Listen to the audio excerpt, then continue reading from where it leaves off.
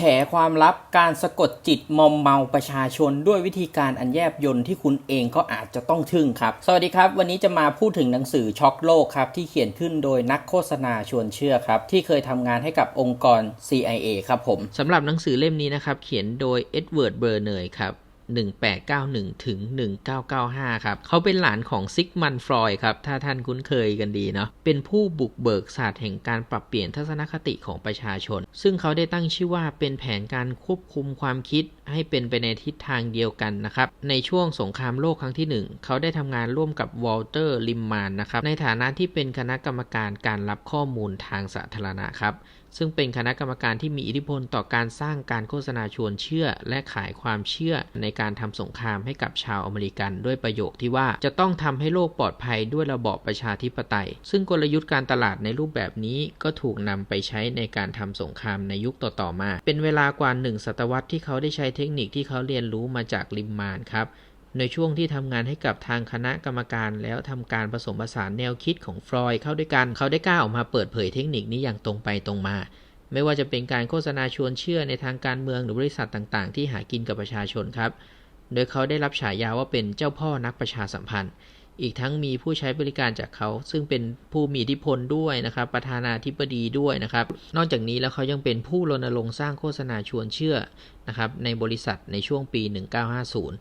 ที่ทาง CIA ก็ได้ใช้บริษัทนี้ทำการโค่นล้มรัฐบาลที่มาจากการเลือกตั้งในประเทศกัวเตมาลาครับผมไปรับชมกันเลยครับการโฆษณาชวนเชื่อกับผู้นำทางการเมืองปัญหาใหญ่ทางการเมืองในระบอบประชาธิปไตยของพวกเราก็คือการที่ผู้นำของพวกเราได้ชี้นำความคิดให้กับพวกเราหลักการประชาธิปไตยก็คือเสียงของประชาชนคือเสียงของพระผู้เป็นเจ้าที่คอยดูแลใช้สิทธิ์ออกเสียงเพื่อที่จะลดความเป็นทาสของตัวเองลงด้วยแนวคิดทางประชาธิปไตยไม่ต้องสงสัยเลยว่าส่วนหนึ่งที่ทำให้การเมืองเป็นหมันขึ้นมาก็มาจากการที่ชาวอเมริกันวิพากษ์วิจารณ์เรื่องร้องเรียนเดิมๆไม่เปลี่ยนแปลงไม่มีนักวิทยาศาสตร์คนไหนที่จะเชื่อจริงๆว่า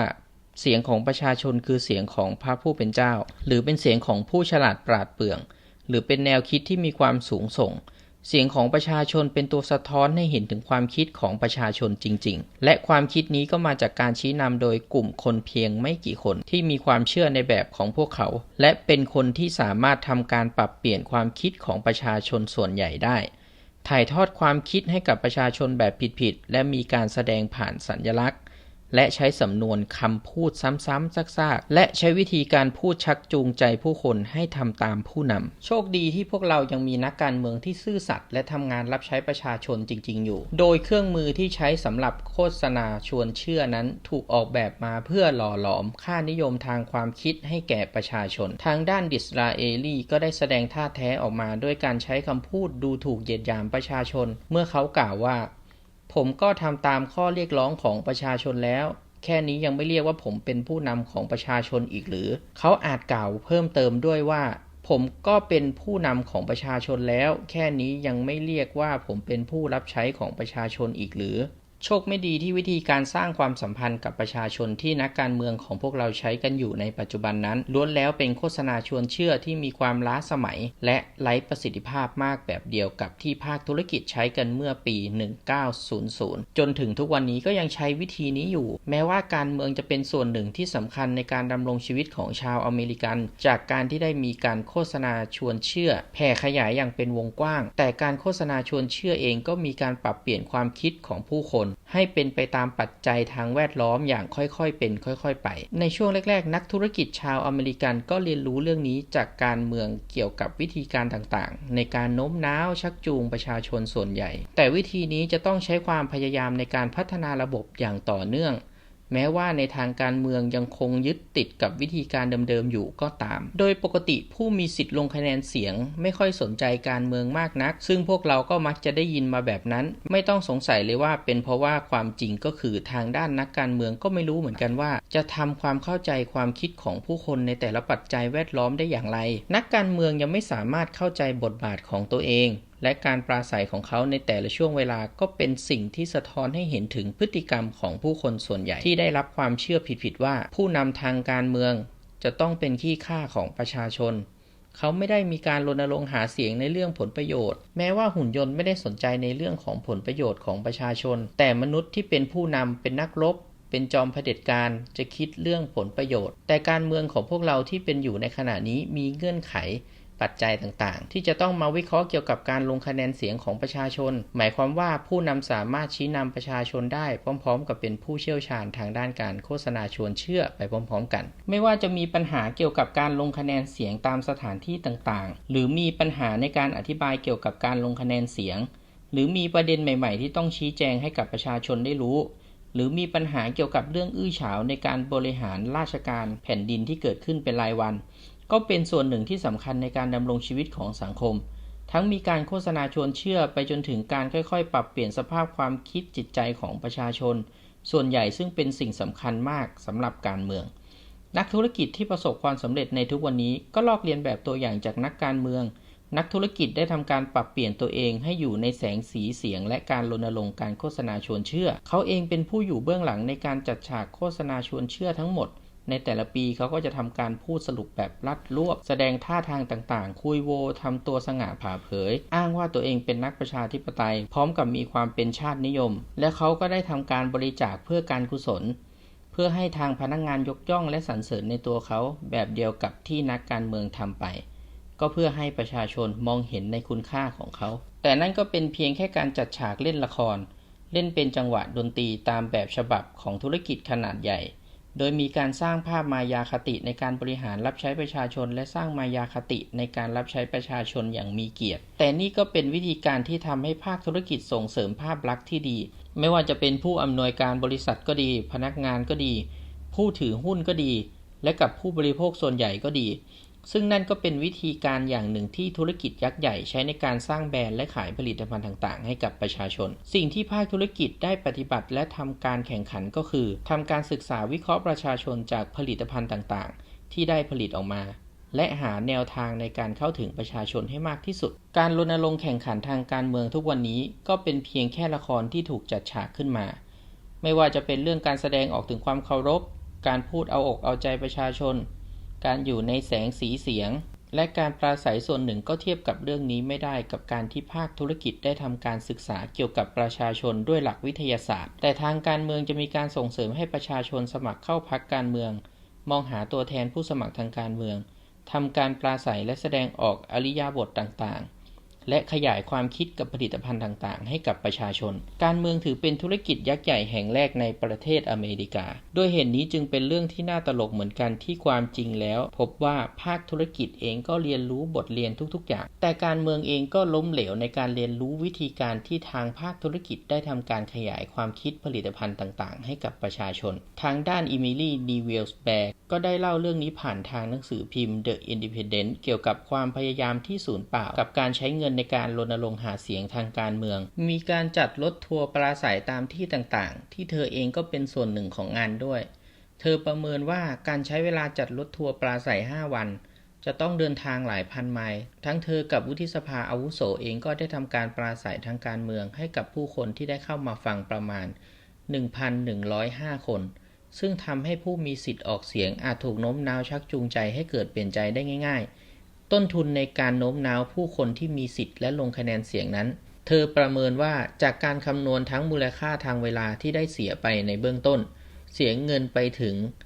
15.25 ของคะแนนเสียงที่ได้รับในแต่ละคะแนนที่อาจมีการเปลี่ยนแปลงได้ตลอดเวลาในช่วงที่การรณรงค์หาเสียงอยู่เธอกล่าวว่าการเดินหน้าหาเสียงก็เหมือนกับการรณรงค์โฆษณาขายสบู่ไอโวรี่แต่เธอได้ตั้งคำถามว่าแล้วบริษัทจะบอกกับผู้จัดการฝ่ายขายอย่างไรในการเป็นตัวแทนพูดขายผลิตภัณฑ์ที่มีราคาแพงให้กับผู้คนเพียง 1,200 คนให้มาซื้อของในราคาที่ 15.27 ได้เธอพบว่าเป็นเรื่องน่าแปลกใจที่หลายคนมีความรู้ความเข้าใจเกี่ยวกับแผนการโน้มน้าวชักจูงให้ผู้คนซื้อสบู่พันธบัตรกับรถยนต์เกิดการเปลี่ยนใจแต่ทว่าพวกเขายังให้การสนับสนุนแนวทางการหาเสียงด้วยวิธีการที่ไร้ประสิทธิภาพและยังเป็นวิธีการที่มีความล้าสมัยจริงๆแล้วมันเป็นเรื่องที่เข้าใจยากเกินกว่าจะเข้าใจได้ว่าทำไมนักการเมืองหลายคนถึงไม่ใช้วิธีการโฆษณาแบบเดียวกันกับภาคธุรกิจอุตสาหกรรมทำกันกลยุทธ์ทางการเมืองยกระดับการรณรงค์หาเสียงเลือกตั้งได้สามารถทำการพูดปราศัยหาเสียงได้อย่างมีประสิทธิภาพ และวิเคราะห์นโยบายที่ได้ร่างขึ้นมาเอาไว้ได้จึงไม่มีความจำเป็นที่จะต้องมาดูนักการเมืองในส่วนที่ทำหน้าที่เพียงแค่ขายความคิดให้กับประชาชนส่วนใหญ่ในประเทศอเมริกาอย่างเดียวนักการเมืองเข้าใจความคิดของประชาชนส่วนใหญ่เป็นอย่างดีเขารู้ดีว่าประชาชนส่วนใหญ่ต้องการอะไรและจะทำอย่างไรให้ประชาชนยอมรับในตัวเขาแต่นักการเมืองไม่จำเป็นจะต้องทำตัวเหมือนเป็นผู้จัดการฝ่ายขายทำตัวเป็นนักประชาสัมพันธ์หรือเป็นคนที่คอยขายความคิดให้กับประชาชนส่วนใหญ่แน่นอนบางครั้งผู้นำทางการเมืองก็อาจจะทำให้นึกถึงภาพของความเป็นผู้นำได้อย่างเด่นชัดในทางธุรกิจแล้วผู้นำทางด้านอุตสาหกรรมที่เชี่ยวชาญฉลาดหลายคนล้วนแล้วเป็นนักการเงินเป็นผู้อำนวยการโรงงานต่างๆเป็นวิศวกรเป็นผู้จัดการฝ่ายขายและเป็นนักประชาสัมพันธ์ในเวลาเดียวกันธุรกิจยักษ์ใหญ่จะมีการควบคุมดูแลในส่วนของการกำหนดนโยบายต่างๆอย่างรอบคอบและต่อมาก็นำมาขายความคิดให้กับประชาชนส่วนใหญ่ในประเทศอเมริกาให้เป็นไปตามแผนที่ได้วางเอาไว้นักยุทธศาสตร์ทางการเมืองก็มีความเป็นไปได้ที่จะทำแบบเดียวกันการรณรงค์หาเสียงก็ควรที่จะดำเนินการให้สอดคล้องกับแผนแบบต่างๆในเบื้องต้นก่อนทั้งการพูดปราศัยการขึ้นเวทีการให้คำมั่นสัญญาการใช้งบประมาณการเคลื่อนไหวในการทำกิจกรรมพฤติกรรมต่างๆนั้นจะต้องทำการศึกษาอย่างละเอียดถี่ถ้วนแล้วทำการจัดระเบียบแบบแผนและใช้มันแบบเดียวกันกับที่ทางธุรกิจยักษ์ใหญ่ได้ทำกับประชาชนส่วนใหญ่ก้าวแรกในการรณรงค์หาเสียงเลือกตั้งทางการเมืองก็คือจะต้องทำการประเมินเป้าหมายต่างๆและอธิบายถึงสถานภาพของผู้คนที่เป็นอยู่ในปัจจุบันก็คือการอธิบายผ่านทางการขึ้นเวทีปราศัยนั่นเองครับในการวางแผนการพูดปราศัยของผู้นำก็ควรจะแน่ใจก่อนว่าจะต้องเป็นการปราศัยที่นำไปสู่การยกย่องสรรเสริญ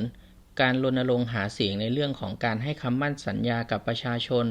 ก็ไม่ควรที่จะให้คำมั่นสัญญาในประเด็นที่ประชาชนส่วนใหญ่ไม่ค่อยให้ความสนใจกันนักและพวกเขาก็จะทำให้นโยบายหลายอย่างเป็นเรื่องที่จับต้องได้และจะต้องมีนโยบายคืนเงินหากไม่พึงพอใจแบบเดียวกับที่องค์กรธุรกิจได้ขายสินค้าผลิตภัณฑ์นั้นๆประชาชนสูญเสียความเชื่อมั่นศรัทธาหากมีการรณรงค์หาเสียงเลือกตั้งเกี่ยวกับการยกระดับคุณภาพชีวิตในการทำงานที่พูดแบบนี้ไม่ได้หมายความว่านักการเมืองหลายคนเป็นคนที่ดีแต่พูดแต่ที่พูดแบบนี้ก็หมายความว่าการรณรงค์หาเสียงพร้อมกับการให้คำมั่นสัญญานั้นล้วนแล้วก็ไม่ต่างอะไรกับการเขียนนโยบายลงพื้นทรายจากนั้นก็จะเห็นได้ว่าความจริงแล้วที่ทางพรรคการเมืองประสบความสำเร็จในการครอบงำความคิดประชาชนส่วนหนึ่งนั้นก็เป็นเรื่องที่สังเกตเห็นได้ก่อนที่จะทำการเตรียมตัวขึ้นเวทีปราศัยนั้นก็ควรที่จะทำการวิเคราะห์ประชาชนในเชิงหลักวิทยาศาสตร์เท่าที่จะทำได้และเข้าใจถึงความต้องการของประชาชนจริงๆจะต้องทำแบบสำรวจความต้องการของประชาชนและความต้องการของประชาชนจะทำให้นักยุทธศาสตร์ทางการเมืองสามารถร่างแบบแผนแบบเดียวกับที่ภาคธุรกิจได้ทำเกี่ยวกับการเคลื่อนไหวของกลุ่มสังคมกับการเลือกตั้งที่กำลังจะมาถึงในไม่ช้าธุรกิจยักษ์ใหญ่ล้วนแล้วต้องอยากขายผลิตภัณฑ์ไปจนถึงทำแบบสำรวจประชาชนและทำการวิเคราะห์ตลาดก่อนที่จะเข้าสู่ขั้นตอนการผลิตหรือขายผลิตภัณฑ์นั้นหากมีผลิตภัณฑ์ที่สามารถขายความคิดให้กับกลุ่มตลาดนั้นได้ก็คุ้มค่ากับเงินทุกบาททุกสตางค์ที่จะทำได้ในการผลิตสินค้านั้นใหม่อีกครั้ง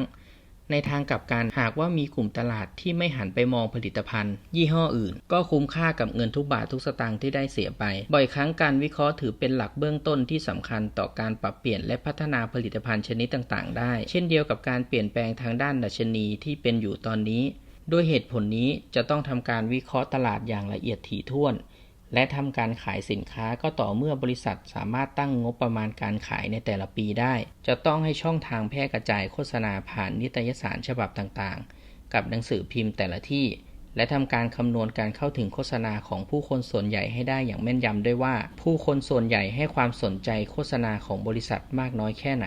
จะต้องทำประมาณการด้วยว่ามีการรณรงค์หาเสียงเลือกตั้งระดับประเทศในลักษณะเดียวกันมากน้อยแค่ไหนและมีการรณรงค์หาเสียงเลือกตั้งในทางขายความคิดซ้ำไปซ้ำมามากน้อยแค่ไหนในทางธุรกิจค่าใช้จ่ายการรณรงค์หาเสียงทางการเมืองจะต้องมีการจัดงบประมาณทุกวันนี้ธุรกิจยักษ์ใหญ่ก็รู้ดีว่าต้องจ่ายเงินไปกับการโฆษณาชวนเชื่อเป็นปีต่อปีมากน้อยแค่ไหน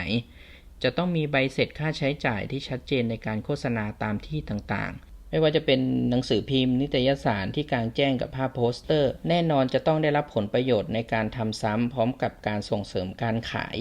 อย่างเช่นการโฆษณาผ่านทางวารสารของหน่วยงานต่างๆและได้รับการสนับสนุนจากพ่อค้า และจะได้ดูผลประโยชน์ที่ได้จากฝ่ายควบคุมการขายที่ได้เดินสายไปทั่วประเทศเพื่อกระตุ้นให้เกิดการรณรงค์ส่งเสริมการขายตามพื้นที่ท้องถิ่นการรณรงค์หาเสียงเลือกตั้งทางการเมืองควรจะมีการจัดการงบประมาณคล้ายกับภาคธุรกิจคำถามแรกก็คือจะใช้เงินไปกับการรณรงค์หาเสียงเลือกตั้งมากแค่ไหนการตัดสินใจนี้จะต้องทำการวิเคราะห์ต้นทุนในการรณรงค์หาเสียงเลือกตั้งอย่างรอบคอบจึงต้องมาทำความเข้าใจกับแนวทางแบบภาคธุรกิจก่อนที่จะวิเคราะห์เรื่องพวกนี้ได้อย่างถูกต้องแม่นยำจากนั้นคำถามที่สำคัญมากก็คือ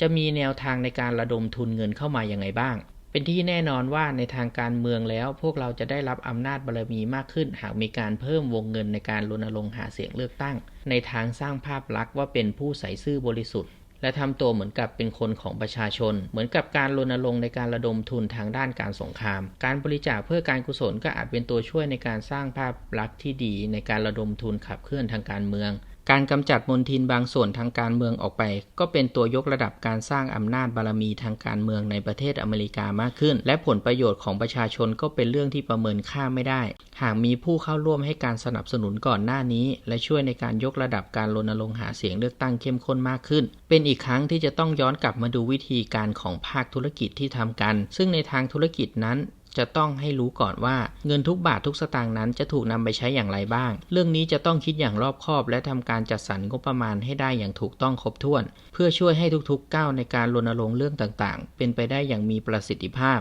และทำการจัดสรรเงินทุนไปในทางที่เหมาะสมการโฆษณาในหนังสือพิมพ์กับนิตยสารภาพโปสเตอร์กับการติดสัญลักษณ์ตามท้องถนนการโฆษณาด้วยการใช้ชื่อบุคคลที่มีชื่อเสียงหลายคนมาแสดงไม่ว่าจะเป็นเชิญชวนมาพูดในงานบรรยายและทำการนัดพบปะกับแฟนคลับที่มีอยู่ในงานต่างๆนั้นรูปแบบของการโฆษณาชวนเชื่อทั้งหมดนี้ก็ควรที่จะทำการจัดสรรงบประมาณในทางที่เหมาะสมและจะต้องดำเนินการสอดคล้องกับแผนที่ได้ร่างเอาไว้แน่นอนค่าใช้จ่ายในส่วนอื่นๆอาจมีเหตุผลเข้ามารองรับหากพวกเขาบอกว่างบประมาณที่ให้มามันน้อยเกินไป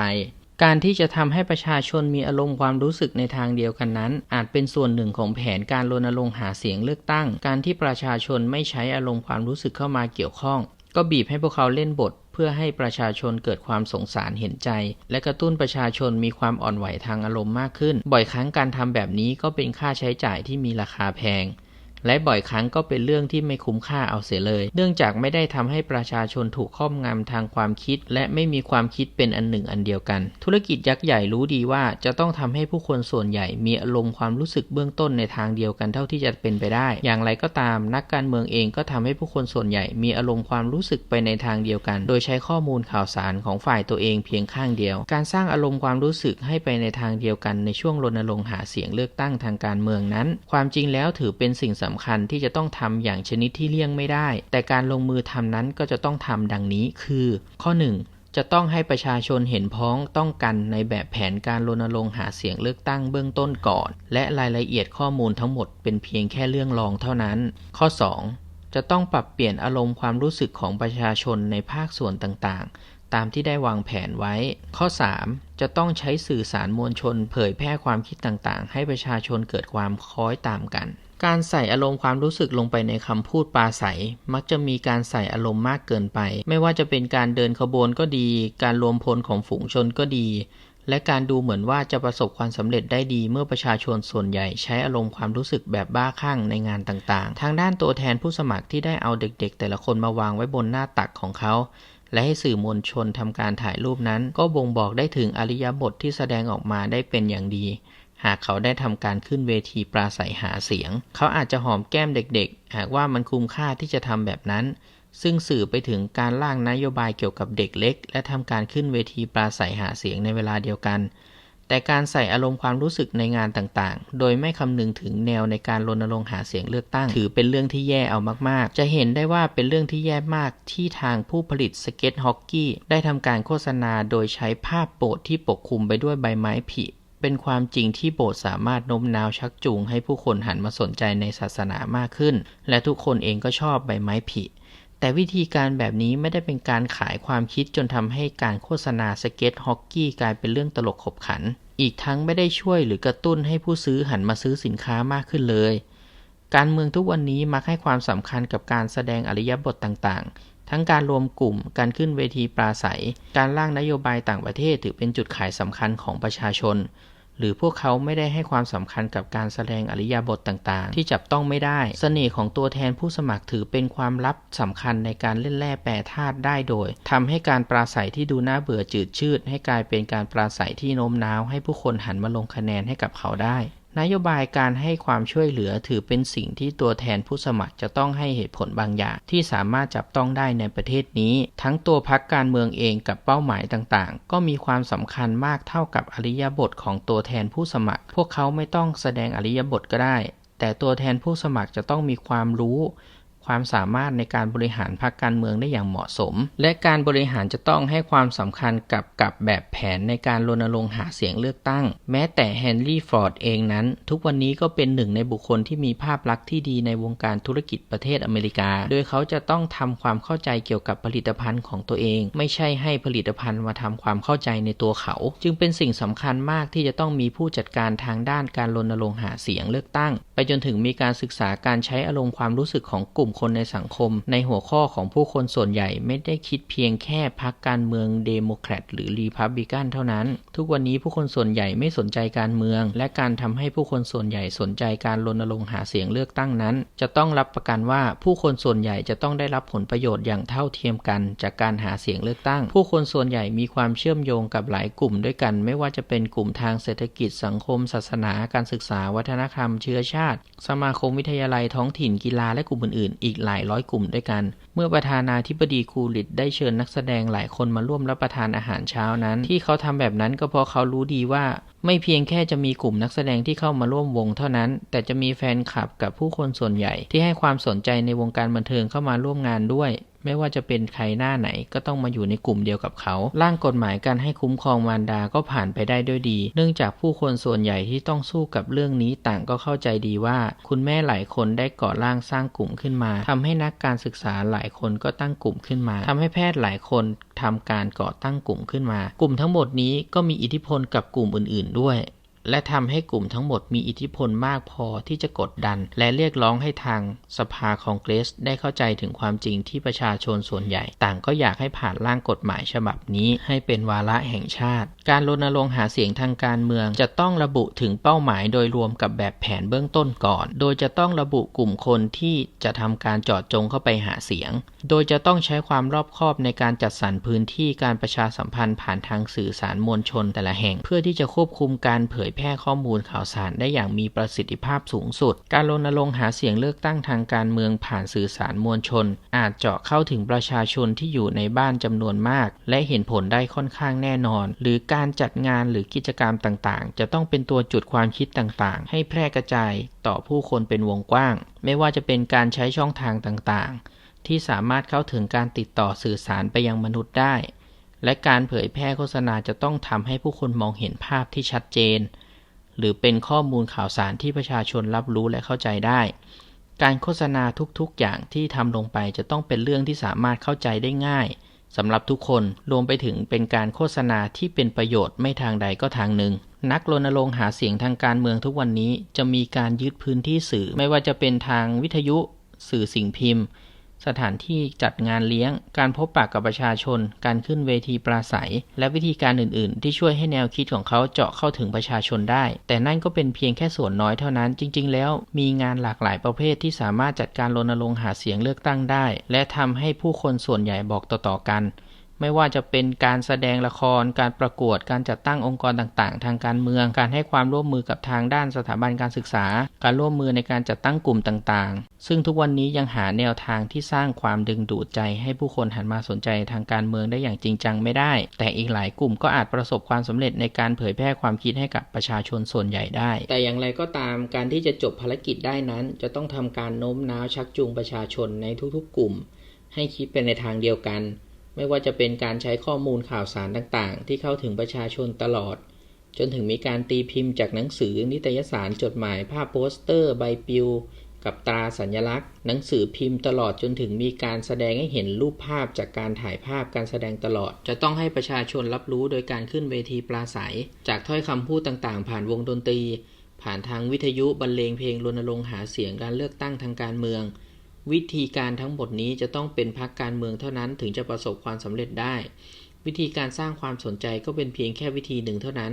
และในยุคนี้ไม่ว่าจะที่ไหนก็มีการเคลื่อนไหวของประชาชนหลายพันคนและมีการเผยแพร่แนวคิดต่างๆให้กับประชาชนเป็นวงกว้างโดยที่ไม่มีใครคิดจะเสี่ยงเอาไข่ทั้งหมดมาไว้ในตะกร้าใบเดียวกันหรอกครับจะต้องทำความเข้าใจก่อนว่าวิธีการต่างๆที่ใช้ในการโฆษณาชวนเชื่อจะมีประสิทธิภาพเพียงแค่กับผู้มีสิทธิ์ลงคะแนนเสียงเลือกตั้งที่มีอคติทางด้านแนวคิดทางการเมืองและอุดมการณ์อย่างแรงกล้าเท่านั้นซึ่งจะต้องเป็นผู้ที่มีความจงรักภักดีและอุทิศตนทางการเมืองในกรณีตัวอย่างความเป็นผู้นำของหัวหน้านั้นความจงรักภักดีจะช่วยให้ผู้มีสิทธิ์ออกเสียงสามารถระงับอารมณ์พร้อมกับชี้นำผู้คนได้ตามเป้าประสงค์ได้ในกรณีตัวอย่างความคิดใกล้ชิดระหว่างเจ้านายกับประชาชนนั้นแน่นอนจะต้องเป็นเรื่องของสถานะตำแหน่งทางการเมืองจึงไม่มีความจำเป็นที่นักการเมืองจะต้องทำตัวเป็นขี้ข้ารับใช้ประชาชนแบบมีอคติหากเขาเรียนรู้ได้ว่าจะทำการหล่อหลอมแนวคิดต่างๆให้เข้าถึงความคิดจิตใจของผู้มีสิทธิ์ออกเสียงเลือกตั้งได้อย่างไรไม่ว่าจะเป็นการที่เขาได้เสนอนโยบายทางการเมืองในเรื่องของสวัสดิการของประชาชนก็ดีหรือบริการสาธารณะก็ดีซึ่งนั่นเป็นเหตุผลสำคัญที่ทำไมรัฐบุรุษในยุคของพวกเราไม่ค่อยจะรู้ว่าจะทำให้ประชาชนรักใคร่ในตัวพวกเขาได้อย่างไรแต่รัฐบุรุษรู้ว่าจะครอบงำความคิดของประชาชนอย่างไรในทางทฤษฎีนั้นระบบการศึกษาอาจบังคับให้ประชาชนเรียนรู้บทเรียนต่างๆพร้อมกับอธิบายสิ่งต่างๆที่ประชาชนเกิดคำถามสงสัยขึ้นมาแต่ในโลกแห่งความเป็นจริงนั้นตำราเรียนพวกนี้ได้ทำการครอบงำความคิดประชาชนเรียบร้อยแล้วโดยมีการสร้างสภาพแวดล้อมในการต่อท่อทางความคิดให้กับประชาชนไม่ว่าจะเป็นการควบคุมพฤติกรรมการแสดงออกของประชาชนโดยมีการใช้ช่องทางจากกลุ่มที่มีอิทธิพลทางสังคมทำการควบคุมความคิดของประชาชนแต่การรณรงค์หาเสียงเลือกตั้งก็เป็นเพียงแค่เหตุการณ์ส่วนหนึ่งในทางการเมือง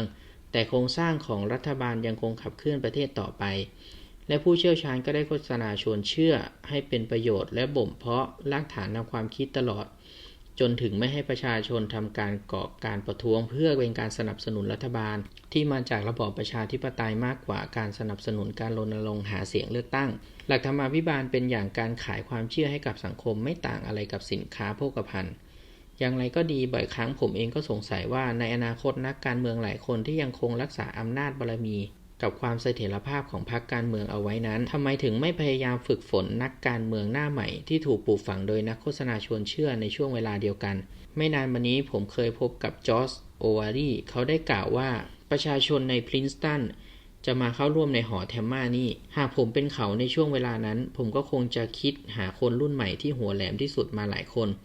และมอบหมายให้พวกเขาทำการผลิตละครบรอดเวย์ขึ้นมาหรือไม่ก็มอบหมายให้พวกเขาทำหน้าที่เป็นผู้ช่วยให้กับนักโฆษณาชวนเชื่อมืออาชีพก่อนที่จะส่งพวกเขาให้ทำงานกับพรรคการเมืองสวัสดีครับก่อนจะไปรับฟังความรู้กันต่อนะครับผมอยากจะเชิญชวนให้กด Subscribe นะครับเพราะว่าจากสถิติหลังบ้านเนี่ยบอกว่าเกิน 80% เลยนะครับเป็นผู้ชมที่มาจากยังไม่ได้ Subscribe เนาะก็จริงๆขอบคุณมากนะครับที่รับชมอะไรแบบเนี้ยนะครับแต่ว่าอยากจะเชิญชวนให้Subscribe หรือกดกระดิ่งไว้นะครับจะได้ไม่พลาดคลิปดีๆเนาะก็ประมาณนี้ครับบางทีเหตุผลหนึ่งที่ทำไมนักการเมืองทุกวันนี้ถึงใช้วิธีการแบบเดียวกับที่ภาคธุรกิจได้อย่างเฉื่อยชานั้นก็มาจากการที่พวกเขามีสื่อสารมวลชนอยู่ในมือเรียบร้อยแล้วซึ่งก็ขึ้นอยู่กับอำนาจอิทธิพลที่พวกเขามีอยู่ในช่วงเวลานั้นทางด้านนักหนังสือพิมพ์ต่างก็พยายามทำข่าวนักการเมืองและนั่นก็ยิ่งเป็นการสร้างอำนาจบารมีของเขาให้มากขึ้นไปอีกหรือทำให้นักการเมืองบ่อยครั้งได้ใช้อำนาจของตัวเองในการเซ็นเซอร์รายงานข่าวต่างๆที่เกี่ยวกับการเมืองได้อย่างมีอิสรภาพได้อย่างมีประสิทธิภาพแต่การที่มีรายงานข่าวการเมืองทุกๆวันและรายงานแบบปีต่อปีเกี่ยวกับนักการเมืองหลายคนด้วยแล้วทางด้านผู้รายงานข่าวทางหนังสือพิมพ์ก็จะต้องทำงานกลมกลืนไปกับนักการเมืองในการหาแหล่งข้อมูลใหม่ๆมารายงานข่าวผู้นำทางการเมืองเป็นผู้จุดชนวนสร้างสถานการณ์ต่างๆไม่เพียงแค่ทำการสร้างระบบกลไกทางความคิดและประทับตาความคิดให้กับประชาชนเพียงอย่างเดียวเท่านั้นสมมุติว่าเขาได้ทำการรณรงค์หาเสียงเลือกตั้งแล้วพูดคุยบนเวทีปราศัยเกี่ยวกับการลดภาษีให้กับประชาชนส่วนใหญ่เขาก็อาจจะใช้วิธีการสร้างระบบกลไกทางความคิดสมัยใหม่ผ่านทางวิทยุและการแพร่กระจายมุมมองแนวคิดของเขาแต่เขาจะต้องใช้หลักจิตวิทยาแบบยุคเก่าในการเข้าถึงเป้าหมายแบบเดียวกับที่แอนดรูว์แจ็กสันได้ใช้และในส่วนที่ภาคธุรกิจได้ทิ้งหลักการนี้ไปเขาจะต้องกล่าวทางวิทยุว่าเลือกผม และคุณจะได้จ่ายภาษีน้อยลงเพราะการเก็บภาษีในอัตราที่สูงเป็นสิ่งที่คุณจะต้องเจอแน่ที่เขากล่าวมาก็อาจเป็นความจริงที่ช่วยสร้างความได้เปรียบทำให้เขาสามารถพูดผ่านทางวิทยุได้อย่างตรงไปตรงมากับผู้ฟัง50 ล้านคนทั่วประเทศแต่ที่เขาทำนั้นมันก็เป็นวิธีการแบบยุคเก่าที่ใช้กันเขาได้ยกเหตุผลมาอธิบายให้กับประชาชนเขาจึงสามารถควบคุมความคิดผู้คนได้อย่างอยู่หมัดทำให้ผู้คนเริ่มไม่มีข้ออ้างในการต่อต้านรัฐบาลขึ้นมาในทางกลับกันหากเขาเป็นนักโฆษณาชวนเชื่อแม้ว่าเขาจะใช้วิทยุในการเผยแพร่โฆษณาเขาก็จะใช้มันอย่างมียุทธศาสตร์แบบแผน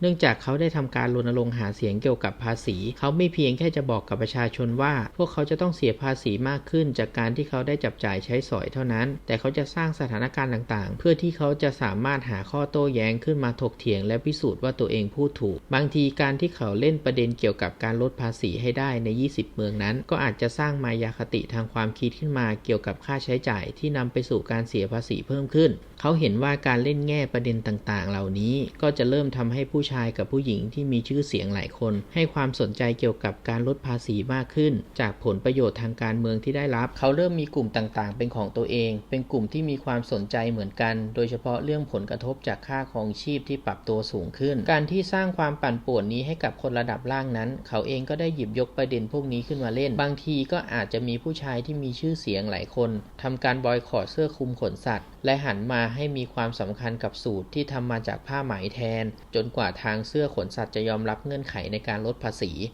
เขาอาจครอบงำความคิดสังคมแรงงานโดยทำให้กลุ่มคนแรงงานรู้สึกว่า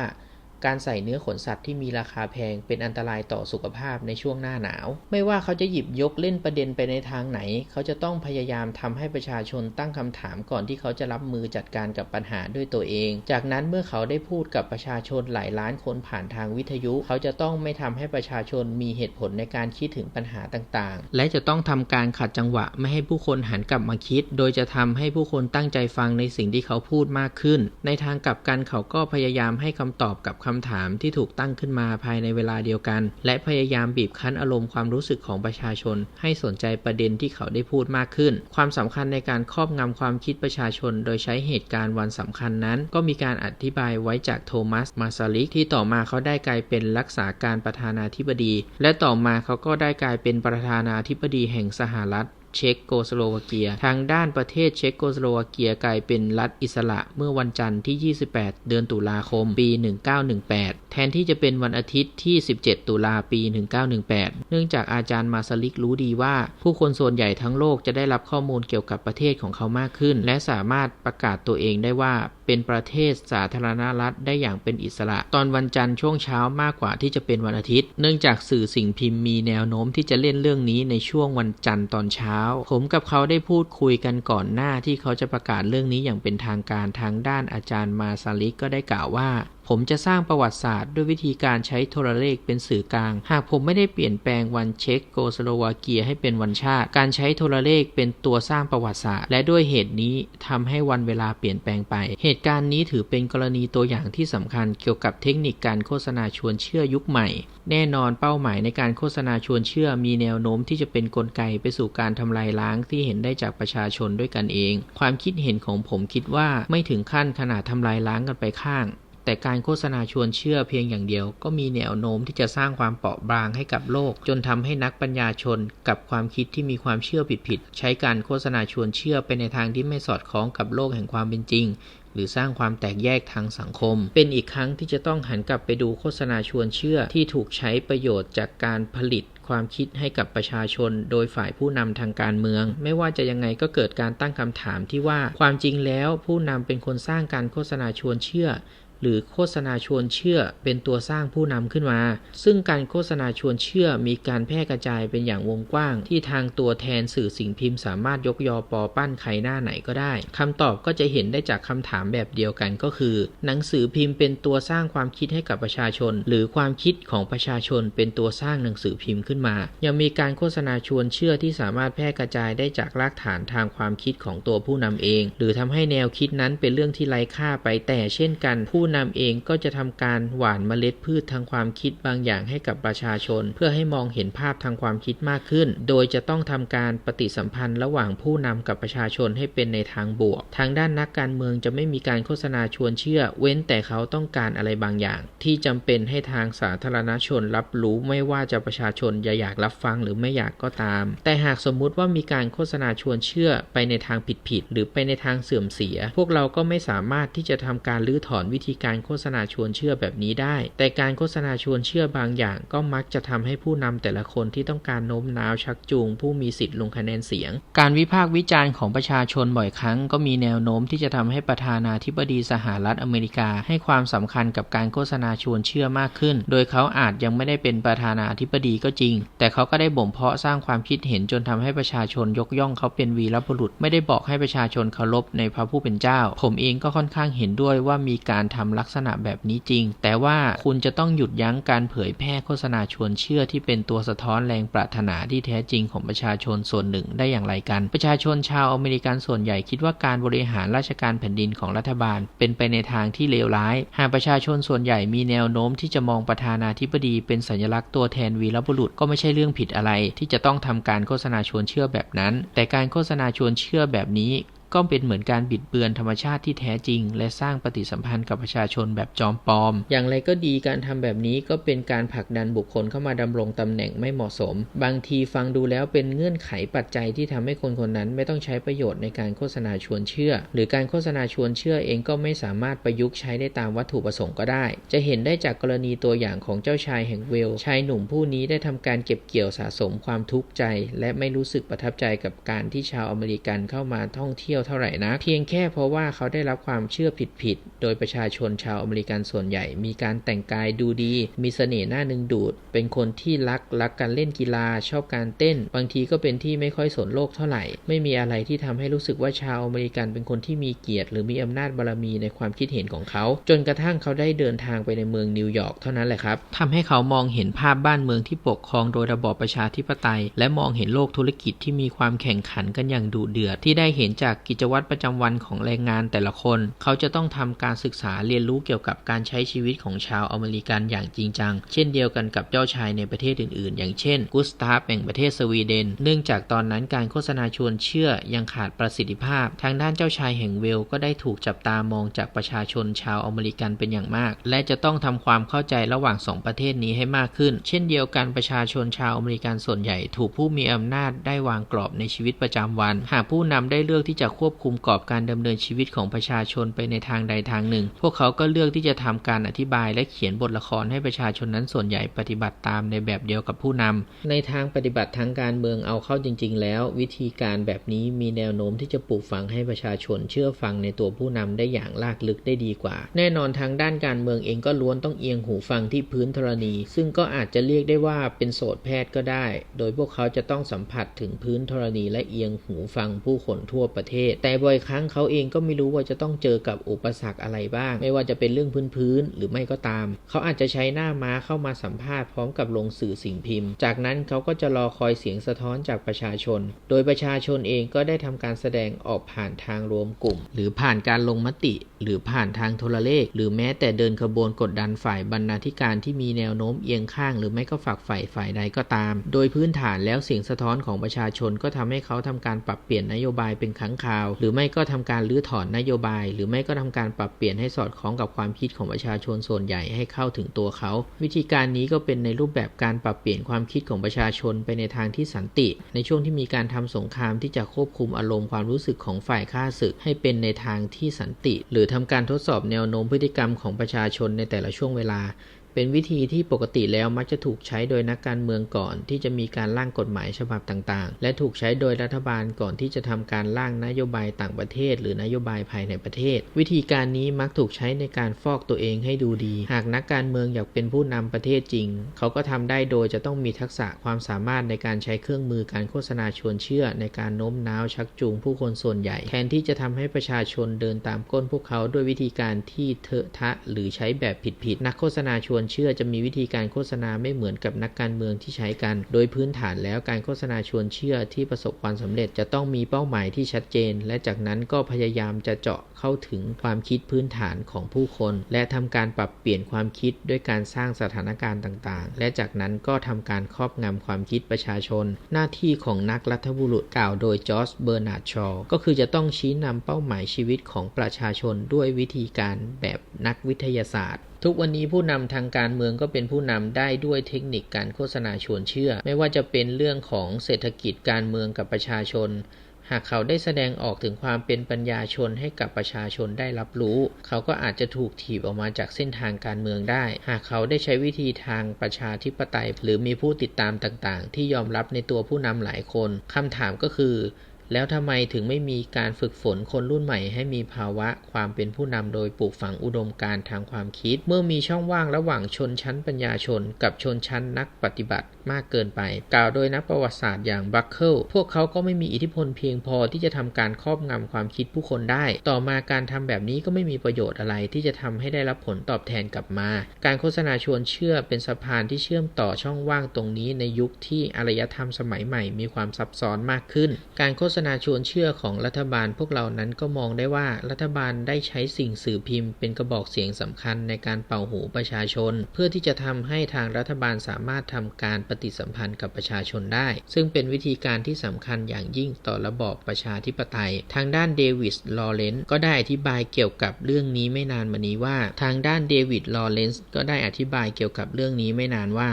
วิธีการนี้จะต้องมีบุคคลที่ชาญฉลาดคอยเขียนข่าวเกี่ยวกับรัฐบาลของพวกเราในกรุงวอชิงตันอยู่ซึ่งนั่นก็เป็นความจริงที่ทางด้านกระทรวงการศึกษาประเทศของสหรัฐอเมริกาได้ทำการจัดสรรข้อมูลโดยในช่วงแรกจะนำข้อมูลไปให้นักหนังสือพิมพ์ฝึกงานแต่ต่อมาพวกเขาก็จะเริ่มเติมแต่งข้อมูลเพิ่มเติมโดยคนที่มาจากแผนกทางด้านการทูตที่พวกเขาแทบไม่มีความรู้เข้าใจเกี่ยวกับประชาชนเลยในขณะที่นักการทูตบางคนก็เข้าใจประชาชนเป็นอย่างดีทางด้านคุณลอเรนซ์ก็ได้ยืนการว่าในระยะยาวประชาชนจะได้เรียนรู้อะไรมากขึ้นหากวิธีการที่ได้ทำอยู่นี้ตกอยู่ในมือของคนที่มีความคิดแตกต่างไปจากเดิมผมเชื่อว่ายังมีฝ่ายช่วยรัฐมนตรีช่วยที่ได้สร้างปัญหาในการแจกจ่ายข้อมูลให้กับสื่อสิ่งพิมพ์ไปในทางที่คล้ายคลึงกันรัฐมนตรีต่างประเทศบางคนสามารถเรียกคณะทำงานมาประชุมปรึกษาหารือกันและมองหาแนวทางที่จะทำให้รัฐมนตรีต่างประเทศสามารถแนวโน้มชักจูงประชาชนด้วยหลักเหตุผลเพื่อที่จะข่มระงับอารมณ์ความรู้สึกได้หน้าที่ของนักโฆษณาชวนเชื่อก็คือจะต้องทำการมองหาโอกาสที่จะครอบงำผู้คนด้วยการแจกจ่ายข้อมูลไปยังสื่อสิ่งพิมพ์ฉบับต่างๆทางด้านรัฐบาลสหรัฐอเมริกาเองก็ควรที่จะสร้างแผนกประชาสัมพันธ์ของรัฐมนตรีในฐานะคณะรัฐบาลของประธานาธิบดีด้วยหน้าที่ของเจ้าหน้าที่รัฐก็ควรที่จะอธิบายเป้าหมายของรัฐบาลอเมริกากับการเผยแพร่อุดมการณ์ทางความคิดไปทั่วทุกมุมโลกและทำการควบคุมความคิดผู้คนในประเทศนี้ผ่านกิจกรรมที่ทางรัฐบาลได้จัดขึ้นและหาเหตุผลต่างๆที่ทำให้ผู้คนหันมาสนับสนุนรัฐบาลในไม่ช้าเขาจะต้องมาอธิบายความสัมพันธ์ระหว่างประชาชนที่มีต่อรัฐบาลกับประชาชนที่มีต่อประชาชนทางด้านเจ้าหน้าที่รัฐก็ไม่ได้ทำตัวเป็นนักโฆษณาชวนเชื่อหรือทำตัวเป็นเจ้าหน้าที่ประชาสัมพันธ์ในแต่ละช่วงแต่ละเวลาแต่อย่างใดปกติพวกเขาเป็นเจ้าหน้าที่ฝ่ายเทคนิคที่ช่วยในการประเมินวิเคราะห์ความคิดของประชาชนและแนวโน้มของประชาชนในการที่จะรับฟังข้อมูลที่ได้รับจากรัฐบาลและประเมินว่าประชาชนส่วนใหญ่ได้รับรู้ข้อมูลเกี่ยวกับรัฐบาลยังไงบ้างทั้งความสัมพันธ์ของประเทศอเมริกาที่มีต่อกับประเทศแอฟริกาใต้